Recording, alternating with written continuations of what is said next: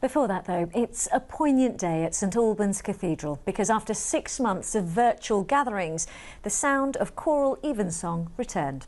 For some who've watched the choir online, coming together in person is even more special. Let's find out more from Tara Welsh, who's outside the cathedral for us this evening. Hi, Tara. Hi, Riz. Well, there's been some form of worship here for the last 1700 years.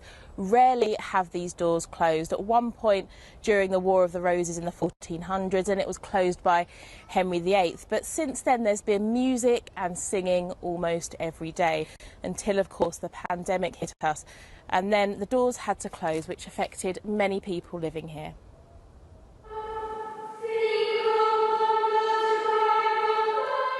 Singing after months of silence. It means so much to so many, especially Julia. This was where she came with her sister Karen before she died of cancer in January. Whenever we came here, it gave the calm that we couldn't get from anything else.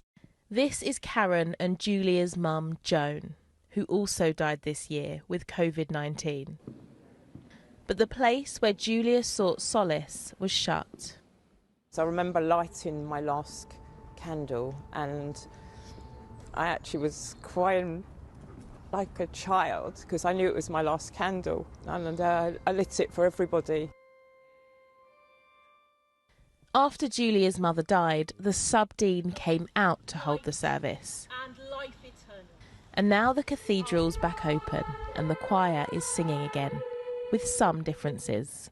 With extra chairs, safely distanced at 2 metres, all the choristers, and we've got 4 bubbles, 2 sets of brothers and 2 sets of children who are in the same class at school, so that enables us to put them sitting together, so that's really made it much more straightforward. They were delighted to be back, and I think we are doing it as safely as we can.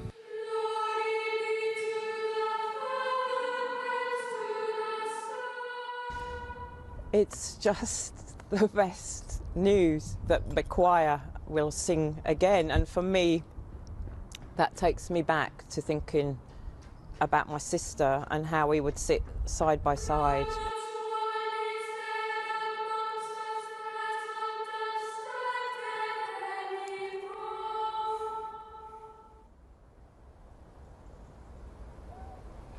Well, being in there this evening, it's hard to watch that and not feel anything. I know many people were quite emotional this evening, and the sub-dean, Abby, joins me now. What was that like for you, and what's the last 6 months been like here?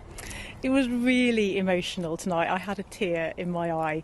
We've missed the children singing so much. They bring so much joy to what we do. And it's not just their singing, it's the fact that they career around the place laughing and joking and teasing us. So they bring this place to life with their voices in all sorts of ways. So it was just brilliant to have them back tonight. The last 6 months have been really, really difficult. Obviously, we've gone through a number of different stages. At first, we thought we could at least keep the building open for people to come and visit and light a candle. But then we had to shut the doors completely. That was just devastating. I saw one person one day just with their hands on the walls of the building, just with their eyes closed. And I really felt their desperation to come inside. Just outside the West End here, some children had chalked some prayers on the ground. Normally they'd have come in and put something on our prayer board or lit a candle or something like that. I felt this real yearning to come back in. And our first Sunday back worshipping was just incredible. Of course, we'd been recording just on our own beforehand, and we knew that people were at home, but we couldn't see them. And when I looked up and saw people sat there for the first Sunday and was able to put the body of Christ into their hands, I mean, I just wept, which I wouldn't normally do in church, but I just felt this deep emotion, and I know that the people gathered there did as well. It was so precious to them, and it's great to be back. So having people back, how though are you keeping them safe? Yeah, so right from the beginning, we opened the doors back in June, around the time that the shops were able to open again, and we put a lot of planning into that just to make sure that there was lots of space and that people felt safe and felt that we were trying to protect them the best we could.